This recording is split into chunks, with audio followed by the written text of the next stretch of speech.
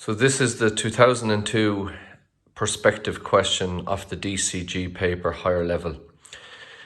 And we want to look at the solution to it. So as given in the question, you set up your plan to the given dimensions there that are given in the question. Your corner A is the continuation of this surface, and the continuation of that surface gives you corner A.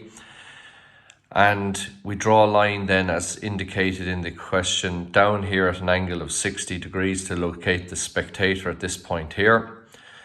And you measure down 160. You're told that that distance is 16 meters in reality. When you scale that, that's going to be 160 millimeters on your drawing. Once you have the spectator located, you join in the extreme corners of the plan to the spectator. This gives you your angle of vision. Bisect the angle here and draw in the bisector, and you set up the picture plane going through this corner A.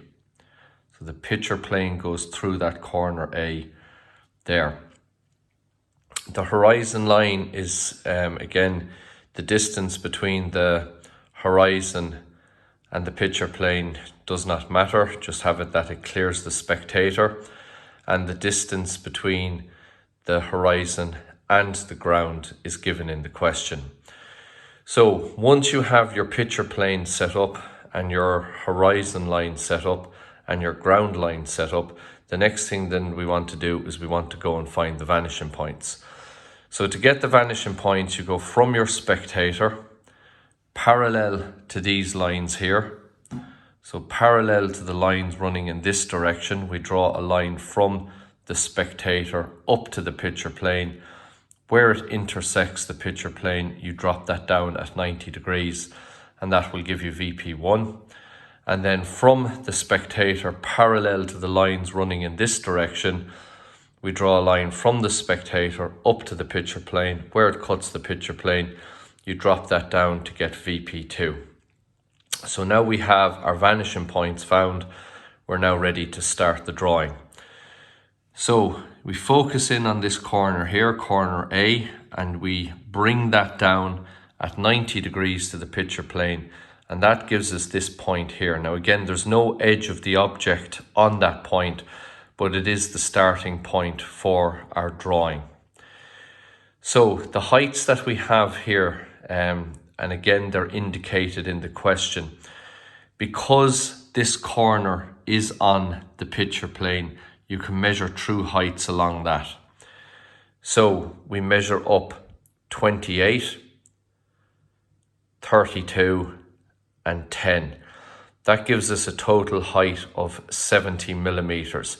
And because the distance between the horizon and the ground is also 70, all these lines here are going to be on the horizon. So you can see this, the line on this front surface, the side here, and the edge are all in line with the horizon line.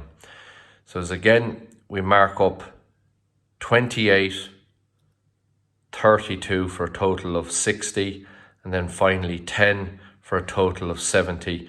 And now we have our heights marked on the perspective drawing.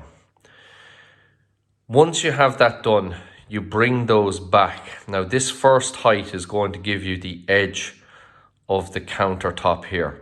It's the inside edge where the countertop intersects the front surface of the actual horse box itself.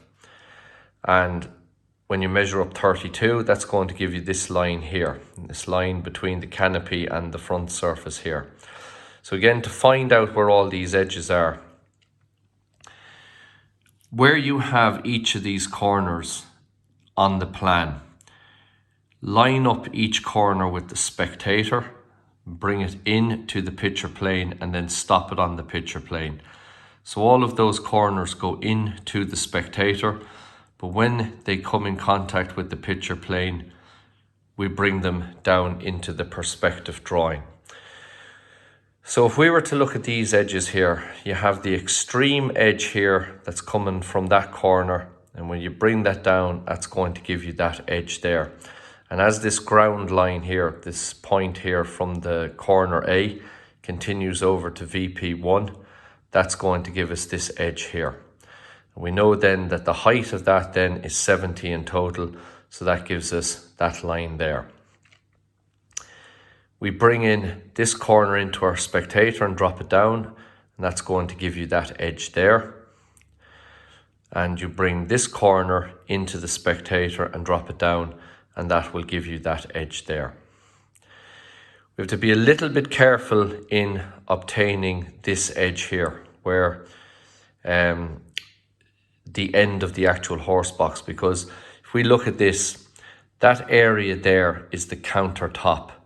The edge of the horse box is that corner there. So as that line comes into the spectator and cuts the picture plane, as you bring down this line, it gives you the edge here of the horse box that we're looking for.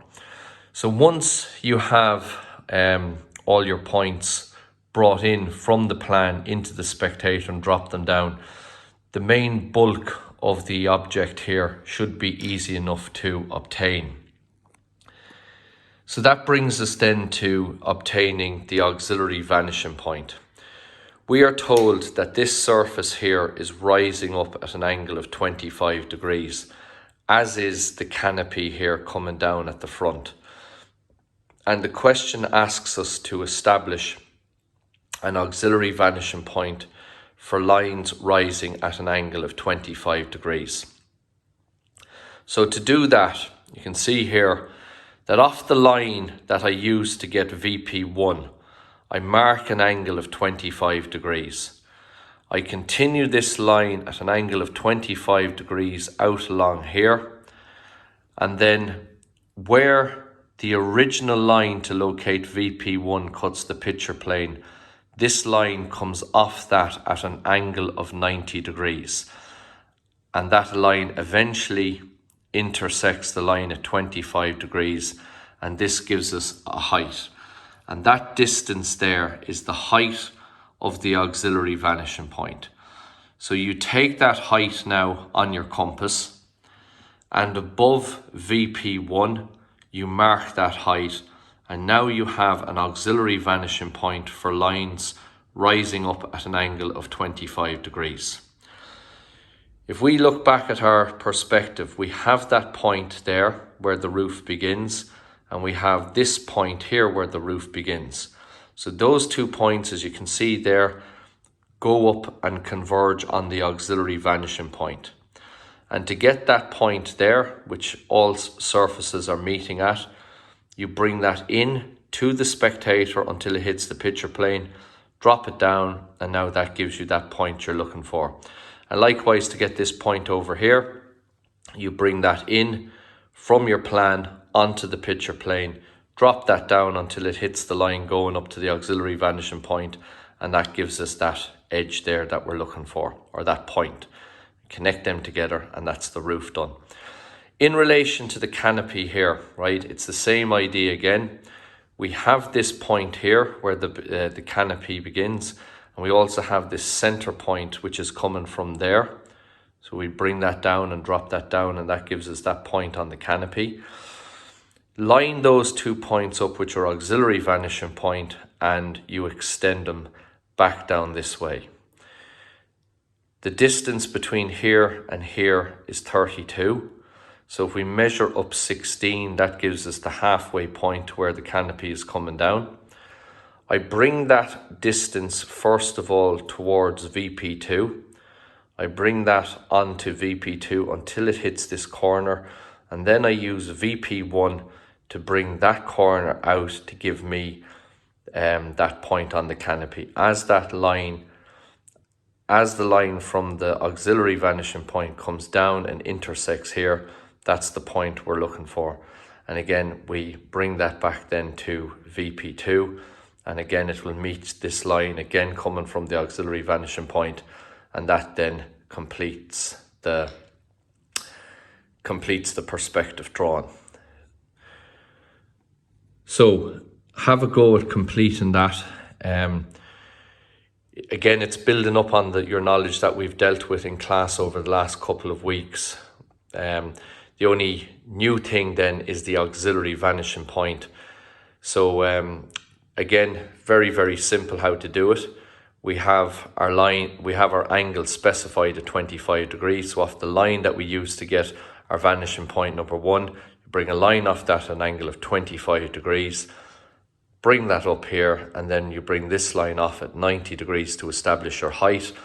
Take that height and mark it above the horizon to get the auxiliary vanishing point. And that completes the question.